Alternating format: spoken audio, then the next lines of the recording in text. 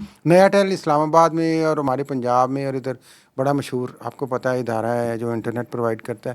ان کے جو مالک ہیں ان کو بھی میں نے میسج کیا تھا, ان کے جو پریس آفیسر ہیں ان کو بھی میں نے میسج کیا تھا, اور ان کے جو سیلز پرسن ہیں ان کو بھی میں نے 3-4 دفعہ کال کر کے کہا تھا کہ اپنا موقف دے دیں یار, تو میں جو بھی سٹوری بیان کروں گا آپ کا موقف آئے گا. ابھی بھی جو بھی موقف دینا چاہیں اس پہ حاضر ہے.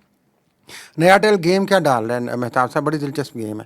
پہلے تو یہ بات ہے کہ یہ 18 سے 20 ہزار روپے چارجز لیتے ہیں ناظرین کنیکشن لگانے کا. بہت سارے اسلام آباد کے لوگوں کو بھی پتہ ہوگا. جو لوگ ون ٹائم نہیں دے سکتے یہ خود ہی انہیں آفر کرتے ہیں کہ جناب ہم آپ کو قسطوں پہ لگا دیتے ہیں. تو وہ ہیپیلی کہتا ہے یار ٹھیک ہے یار 2 سال کی قسطیں ہوں گی, آپ تسلی سے لگائیں, کوئی ایسی بات نہیں.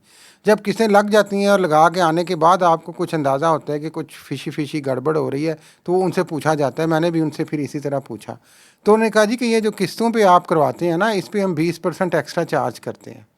یہ پہلے نہیں بتایا تھا؟ پہلے نہیں بتاتے.